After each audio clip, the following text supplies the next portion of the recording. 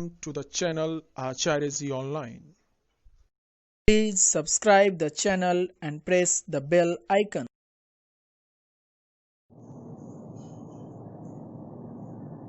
नमस्कार भैया बहन, आज के क्लास में आप सभी लोगों का हार्दिक स्वागत है। आज नवम क्लास में मेरे द्वारा भारतीय मरुस्थल का अध्यापन कराया जाएगा, जिसमें आप सभी लोगों की जानकारी इस टॉपिक से जुड़े हुए दी जाएगी। जैसा कि हम सभी लोग जानते हैं, मरुस्थल में जीवन यापन के तमाम सुविधाओं का अभाव है। वैसे तो विश्व का सबसे बड़ा मरुस्थल सहारा मरुस्थल है और भारत का एकमात्र मरुस्थल जिसका फैलाव, जिसका विस्तार राजस्थान एवं गुजरात के सीमाओं में है, यह मरुस्थल थार मरुस्थल के नाम से जाना जाता है। यह मरुस्थल अरावली पर्वत के पश्चिमी किनारे उत्तर पश्चिमी भूभाग पर स्थित है। इस मरुस्थलीय क्षेत्र में वायु या पवन सबसे बड़ा अपरदनकारी एजेंट होता है, जिसके कारण हमेशा बालू का टीला एक स्थान से उड़ करके दूसरे स्थान पर चला जाता है। तो इस तरह से थार मरुभूमि टीलाओं से तरंगित मैदान से भरा हुआ, आकृति से भरा हुआ एक मरुस्थल है। यहाँ वर्षा 150 मिलीमीटर से भी कम होती है। वर्षा कम होने के कारण वनस्पतियों का अभाव है। वनस्पति जब पर्याप्त मात्रा में इस मरुस्थल में नहीं है, इसलिए जीव जंतुओं एवं जनसंख्या के घनत्व का भी अभाव है। वैसे तो राजस्थान भारत का क्षेत्रफल में सबसे बड़ा राज्य होने के बावजूद भी प्रति वर्ग किलोमीटर आबादी है, वह सबसे कम पाई जाती है। वर्षा कम होने के कारण वनस्पति एवं जीव जंतुओं का यहाँ अभाव है, इसलिए इन क्षेत्र से सरिताएं भी नहीं निकलती है, नदियों का भी उद्गम नहीं होता है। एकमात्र इस क्षेत्र की सबसे बड़ी नदी है वह लूनी नदी है, लेकिन यह भी नदी समुद्र में विलीन होने से पहले ही मरुस्थल में ही समाप्त हो जाती है। इस तरह से मरुस्थलीय क्षेत्रों में जीवन जीने का जितने भी सपोर्टिंग फैक्टर हैं, अन्न, जल, परिवहन का साधन, अनुकूल जलवायु, सामाजिक समरसता, ये सारे कारक मरुस्थलीय क्षेत्रों में अभाव पाया जाता है। कहीं कहीं पर खास करके मरुस्थलीय क्षेत्रों में बहुत सारी भू आकृतियां बनती है। बहुत सारे भू लक्षण विभिन्न प्रकार के एजेंट के द्वारा बनाए जाते हैं। उन तमाम भू आकृतियों में बरखान जो एक अर्धचंद्राकार बालू का टीला होता है, यह इसका विस्तार अधिकांश क्षेत्रों में होता है। वहीं पर लंबवत टीले होते हैं, वह भारत पाकिस्तान के सीमा के समीप बहुतायत मात्रा में देखे जा सकते हैं। अगर आप कभी जैसलमेर जाएंगे तो जैसलमेर के समीप ये तमाम प्रकार के मरुस्थलीय क्षेत्रों में बनने वाले भू लक्षण होते हैं, आकृति होते हैं, यह आपको बड़े व्यापक पैमाने पर दिखाई पड़ेंगे। इस तरह से मरुस्थलीय क्षेत्रों में जीवन यापन के तमाम कारक हैं, तमाम प्रकार के सुविधाएं हैं, वह बहुत कठिनाई से प्राप्त होता है। इसलिए मरुस्थलीय क्षेत्रों में जीवन यापन बहुत कठिनाई से गुजरता है। जहां मैदानी क्षेत्रों में जीवन यापन के तमाम प्रकार की सुविधाएं उपलब्ध है और तमाम प्रकार की सुविधाएं उपलब्ध होने के कारण मैदानी क्षेत्रों में प्रति वर्ग किलोमीटर जनसंख्या सबसे ज्यादा पाई जाती है। लेकिन मरुस्थलीय क्षेत्रों में जीवन यापन के जितने भी प्रकार के सुविधाएं हैं, चाहे वह वर्षा की मात्रा हो, वनस्पति हो, समतल भूभाग हो, पीने का पानी हो, खाने का भोजन हो, आने जाने का परिवहन का साधन हो, शांति समृद्धि हो, ये तमाम प्रकार के कारक मरुस्थलीय क्षेत्रों में अभाव होने के कारण, शुष्क एवं उष्ण जलवायु होने के कारण, भीषण गर्मी होने के कारण, उष्ण एवं अनुर्वर मिट्टी होने के कारण यहाँ पर प्रति वर्ग किलोमीटर जो आबादी है वह बहुत जो है कम पाई जाती है। इस तरह से मरुस्थलीय क्षेत्रों की विशेषता जो है आपके सामने जो है रख दी गई है। धन्यवाद।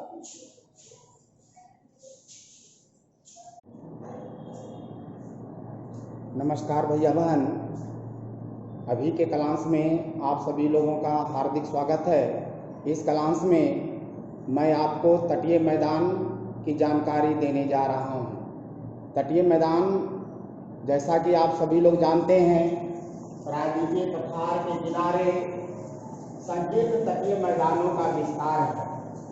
इस तटीय मैदान का विस्तार पश्चिम से लेकर के पूरब तक अर्थात अरब सागर से लेकर के बंगाल की खाड़ी तक है। इस तरह से पश्चिमी तटीय मैदान की अगर हम बात करें तो इस पश्चिमी तटीय मैदान का विस्तार अरब सागर के आसपास है, अर्थात पश्चिमी तटीय मैदान पश्चिमी घाट एवं अरब सागर के बीच का जो क्षेत्र है वह पश्चिमी तटीय मैदान के नाम से जाना जाता है। पश्चिमी घाट और अरब सागर के बीच का जो क्षेत्र है वह पश्चिमी तटीय मैदान के नाम से जाना जाता है और यह पश्चिमी तटीय मैदान बहुत ही संकीर्ण है। संकीर्ण होने के कारण क्योंकि यहाँ पर जो है बहुत सारी नदियाँ इस क्षेत्र से निकलती है, लेकिन यह सारी नदियाँ अरब सागर में नहीं गिर करके बंगाल की खाड़ी में गिरती है। इस तरह से इस तटीय मैदान को 3 भागों में बांटा जाता है। कोंकण से लेकर के जो है दक्षिण मालाबार तक जो है मालाबार तक इसका विस्तार है। अगर हम उत्तरी भाग की बात करें तो इस पश्चिमी तटीय क्षेत्र का जो उत्तरी भाग होता है यह जो है कोंकण क्षेत्र के नाम से जाना जाता है। कोंकण क्षेत्र में खास करके महाराष्ट्र एवं गोवा का, मुंबई एवं गोवा का अधिकांश क्षेत्र आता है। तो इस तरह से पश्चिमी तटीय क्षेत्र के उत्तरी जो हिस्से हैं वह कोंकण क्षेत्र के नाम से जाना जाता है। वहीं पर जो मध्य का भाग है, जो बीच का भाग है, जो मध्य का भाग है, यह कन्नड़ क्षेत्र के नाम से जो है जाना जाता है। कर्नाटक के अधिकांश भाग जो है इसमें सम्मिलित होते हैं, इसलिए पश्चिमी तटीय भूभाग का जो मध्य का जो भाग होता है वह कन्नड़ क्षेत्र के नाम से जाना जाता है। तीसरा जो सबसे दक्षिण का जो तटीय मैदान का जो विस्तार है यह मालाबार तट के नाम से जाना जाता है। मालाबार तट के नाम से जाना जाता है और यह पश्चिमी तटीय का जो है दक्षिणी विस्तार है और यह केरल के आसपास, केरल के अधिकांश क्षेत्र जो है इस मालाबार तट में सम्मिलित होते हैं। इस तरह से पश्चिमी तटीय मैदान पश्चिम घाट एवं अरब सागर के बीच का भूभाग है और इस पश्चिमी तटीय मैदान के 3 भाग हैं। सबसे उत्तर कोंकण का क्षेत्र होता है, मध्य का कन्नड़ का क्षेत्र होता है और सबसे दक्षिण जो है मालाबार तट जो है के नाम से जाना जाता है। इस तरह से महाराष्ट्र से लेकर के केरल तक यह जो है पश्चिम तट का विस्तार होता है। अरब सागर एवं पश्चिम घाट के बीच का जो है क्षेत्र होता है। वहीं बंगाल की खाड़ी के साथ जिस तटीय मैदान का विस्तार होता है उसे हम पूर्वी तटीय मैदान के नाम से जानते हैं। यह पूर्वी तटीय मैदान चौड़ा एवं समतल है। इस पूर्वी तटीय मैदान को भी जो है 2 भागों में बांटा गया है। उत्तर जो भाग है, सबसे पूर्वी तटीय मैदान का जो उत्तरी भाग जो होता है इसे उत्तरी सरकार के नाम से जाना जाता है। वहीं जो दक्षिण का जो भाग है, जो दक्षिण का जो हिस्सा है इसे जो है कोरोमंडल तट के नाम से जाना जाता है। इस तरह से पश्चिमी तटीय एवं पूर्वी तटीय मैदान का विस्तार प्रायद्वीपीय पठार के किनारे संकीर्ण, चौड़े एवं समतल मैदान के रूप में इसका जो है विस्तृत क्षेत्र जो है देखने को जो है मिलता है। इसके अलावा भारत की जो बड़ी बड़ी नदियां हैं, जो प्रायद्वीपीय भूभाग से अधिकांशतः निकलती है, प्रायद्वीपीय भूभाग से निकलने वाली जो बड़ी नदियां हैं, महानदी, गोदावरी, कृष्णा, कावेरी, इन तमाम नदियां जो विशाल डेल्टा का निर्माण करती है, वह विशाल डेल्टा का निर्माण जो है पूर्वी तट पर ही जो है होता है। इसके अलावा चिल्का झील जो उड़ीसा में महानदी के जो है मुहाने पर बनता है, महानदी के जो है तट पर बनता है, यह चिल्का झील भारत का सबसे बड़ा खारे पानी का झील है। और यह चिल्का झील पूर्वी तटीय क्षेत्र पर जो है एक महत्वपूर्ण जो है भू आकृति है, भौतिक आकृति है एवं भू लक्षण है। धन्यवाद।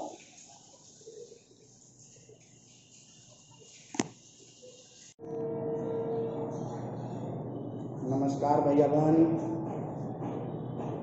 आज के कलांश में अभी मेरे द्वारा भारत में द्वीप समूह की जो स्थिति है उसके बारे में आप लोगों की जानकारी दी जाएगी। जैसा कि हम सभी लोग जानते हैं, भारत एक विशाल देश है और भारत की स्थलाकृति भी बहुत विशाल है, समृद्धशाली है।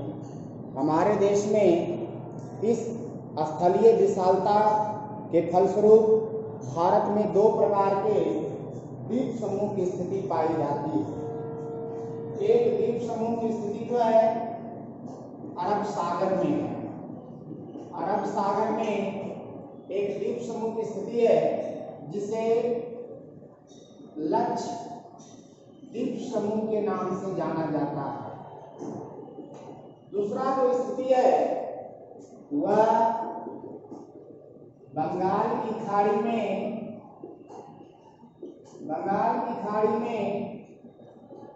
अंडमान एवं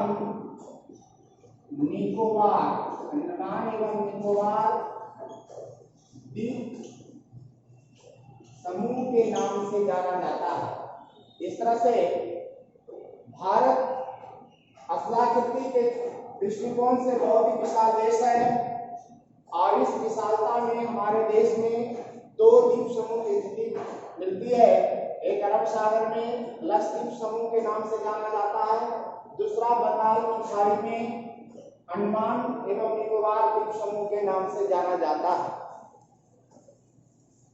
पहले द्वीप समूह जो अरब सागर में लक्षद्वीप समूह के नाम से जो जाना जाता है, यह लक्षद्वीप समूह में जो भी द्वीप है, यह द्वीप समूह जो है प्रवाल से निर्मित है, अर्थात यहाँ पर छोटे छोटे जितने भी द्वीप हैं वह सारे द्वीप प्रवाल से बने हुए हैं, प्रवाल से निर्मित हैं। इस तरह से मोटे तौर पर मिनिकॉय, लक्षद्वीप, एमेनद्वीप, मिनिकॉय, लक्षद्वीप, एमेनद्वीप, तीन द्वीपों को मिलाकर के जो है सम्मिलित रूप में 1973 में लक्षद्वीप के नाम से जो है इसका नामांकन किया गया था। प्रमुख रूप से लक्षद्वीप का जो प्रशासनिक जो मुख्यालय है कावरत्ती है और इस तरह से यह जो लक्षद्वीप समूह है यहाँ पर पादप एवं जंतुओं की जो है अनेक प्रकार की प्रजातियां पाई जाती है। बहुत सारे ऐसे भी द्वीप समूह का भूखंड है जहां पर कोई मानव आबादी निवास नहीं करती है। ऐसे द्वीप में पीटली एक द्वीप है जो मानव विहीन है, लेकिन यहाँ पर एक जो है पक्षी अभ्यारण्य बनाया गया है। इस तरह से अरब सागर में लक्षद्वीप समूह है और यह लक्षद्वीप समूह 32 वर्ग किलोमीटर क्षेत्र में जो है फैला हुआ है और यह द्वीप जो है प्रवाल निर्मित है। वहीं अगर हम बंगाल की खाड़ी में अंडमान एवं निकोबार द्वीप समूह की बात करें तो बंगाल की खाड़ी का जो नॉर्थ एरिया है, जो उत्तरी हिस्सा है, यह हिस्सा जो है अंडमान के नाम से जाना जाता है, अंडमान द्वीप समूह के नाम से जाना जाता है। वहीं जो दक्षिण का एरिया है, जो दक्षिण का जो हिस्सा है, साउथ का जो पार्ट है, वह जो है निकोबार द्वीप के नाम से जाना जाता है। इस तरह से यह एरिया अंडमान सागर या अंडमान द्वीप के नाम से जाना जाता है और यह जो है निकोबार द्वीप के जो है नाम से जाना जाता है। जहाँ लक्षद्वीप प्रवाल निर्मित द्वीप है, वहीं अंडमान एवं निकोबार द्वीप समूह जो है निमज्जित पर्वत शिखर एवं श्रेणियां हैं। माना जाता है कि प्राचीन समय में जो पर्वत थे, कालांतर में जलमग्न हो जाने के कारण उसका जो ऊपरी जो हिस्सा होता है, जो शिखर होता है, वह मौजूदा समय में यह अंडमान निकोबार द्वीप समूह के रूप में जो है बंगाल की खाड़ी में अवस्थित है। इस तरह से अंडमान एवं निकोबार द्वीप समूह का जो निर्माण है वह निमज्जित पर्वत शिखर के रूप में हुआ है। निमज्जित पर्वत श्रेणियां एवं जो है शिखर है। अंडमान एवं निकोबार द्वीप समूह विषुवत वृत्त के समीप होने के कारण यहाँ पर विषुवतीय जलवायु मिलती है। इसलिए यह सारा क्षेत्र जो है घना वनाच्छादित एरिया है, घने वनों से ढका हुआ है। यह भी अंडमान निकोबार में जो द्वीप समूह है वह बिखरे हुए, बहुल एवं जो है बंगाल की खाड़ी में उत्तर से दक्षिण की ओर जो है बहुतायत मात्रा में जो है बहुल मात्रा में यह फैला हुआ है। इस तरह से अंडमान एवं निकोबार द्वीप समूह देश की सामरिक दृष्टिकोण से, आंतरिक सुरक्षा के दृष्टिकोण से बहुत महत्वपूर्ण है। अंडमान एवं निकोबार द्वीप समूह के भारत की आंतरिक सुरक्षा के लिए, भारत की जो है वैभव एवं समृद्धि, शांति को बनाए रखने के लिए, आंतरिक सुरक्षा प्रदान करने के लिए यह अंडमान एवं निकोबार द्वीप समूह जो है बहुत मायने रखता है, बहुत ही महत्वपूर्ण है। इस तरह से जो है अंडमान एवं निकोबार द्वीप समूह में भी कई प्रकार के वनस्पति एवं जनजातियों की बहुलता पाई जाती है। इस तरह से इस अध्याय में भारत के मुख्य भौगोलिक वितरण के तहत, भू आकृति के तहत आपको प्रमुख रूप से कई प्रकार के भू आकृतियों की, भू लक्षणों की जो है जानकारी दी गई। और यह सारे जो आकृति हैं वह अलग अलग इनकी सारी विशेषताएं हैं, लेकिन यह सभी अपनी अपनी विशेषताओं में जो है विशिष्ट हैं एवं समृद्ध हैं। इन तमाम विशेषताओं के विभिन्नता के बावजूद भी ये सारे भौगोलिक आकृतिक, भौतिक आकृतियां, भौतिक भूलक्षण सभी एक दूसरे को पूरक हैं और देश को प्राकृतिक संसाधनों से समृद्ध बनाने में, आर्थिक संसाधनों से, सामरिक दृष्टिकोण से जो है भारत को समृद्ध एवं विकसित बनाने में एक दूसरे के पूरक हैं, सहयोगी हैं। अगर हम बात करते हैं पर्वतीय इलाकों के, पर्वतीय क्षेत्रों को, तो यह पर्वतीय जो क्षेत्र है वह पर्याप्त मात्रा में हम लोगों को, हमारे देश को वन एवं जल उपलब्ध कराता है। वहीं अगर हम मैदानी क्षेत्रों की बात करें, जहाँ सभ्यता संस्कृति की विकास हुआ, क्योंकि यह भारत के उत्तर मैदान का निर्माण हिमालय से निकलने वाली महत्वपूर्ण गंगा, ब्रह्मपुत्र, सिंधु इत्यादि नदियों के द्वारा लाए गए गाद एवं उसके निक्षेपण प्रक्रिया से यह उत्तर भारत का मैदान का निर्माण हुआ, जिस मैदान में सभ्यता संस्कृति का उद्भव हुआ, विकास हुआ। तो इस तरह से यह उत्तर का मैदान जो है प्रचुर मात्रा में हम लोगों को अन्न प्रदान करता है। अन्न जो है भंडारण का एक बहुत बड़ा एरिया है। यहाँ पर प्रति वर्ग किलोमीटर जनसंख्या का जो घनत्व है वह बहुत ज्यादा पाई जाती है। जीवन जीने के जितने भी प्रकार के सपोर्टिंग फैक्टर हैं, वाटर है, अन्न है, परिवहन है, जलवायु है, यह सारे जो है मानव बसाव के लिए बेहद अनुकूल है। यही कारण है इन तमाम क्षेत्रों में जो भी राज्य हैं, या तमाम एरिया में जो भी राज्य हैं, यहाँ पर जनसंख्या प्रति वर्ग किलोमीटर जो है ज्यादा पाई जाती है। वहीं अगर हम प्रायद्वीपीय पठार या प्रायद्वीपीय क्षेत्र की अगर बात करें, तो यह सारा क्षेत्र जो है विभिन्न प्रकार के खनिज संपदा से भरा पड़ा है, जो हमारी औद्योगिक गतिविधियों को बढ़ाने में बहुत जो है महत्वपूर्ण कार्य करती है। वहीं अगर हम भारत के पूर्वी एवं पश्चिमी तटीय मैदानों की बात करें, तटीय क्षेत्रों की अगर हम बात करें, तो इन तटीय क्षेत्र के रहने वाले लोग मत्स्य का पालन करते हैं, अर्थात इन लोगों का प्रमुख क्रियाकलाप तटीय क्षेत्रों का लोगों का प्रमुख क्रियाकलाप मत्स्य एवं खोज संबंधी क्रियाकलाप है। इस तरह से यह सारे अलग अलग जो भौतिक आकृतियां हैं वह देश को समृद्ध बनाने में अपनी योगदान देती है और इस तरह से आने वाले भविष्य में इनके द्वारा भारत के विकास की जो है असीम संभावनाएं या भौगोलिक आकृतियों के द्वारा प्रदान की जाएगी। यहाँ के रहने वाले लोगों को समृद्धि एवं जो है जीवन जीने की तमाम प्रकार की जरूरत एवं आवश्यकताएं जो है इन भौगोलिक आकृतियों के द्वारा, भौतिक आकृतियों के द्वारा हम लोगों को प्राप्त होगी।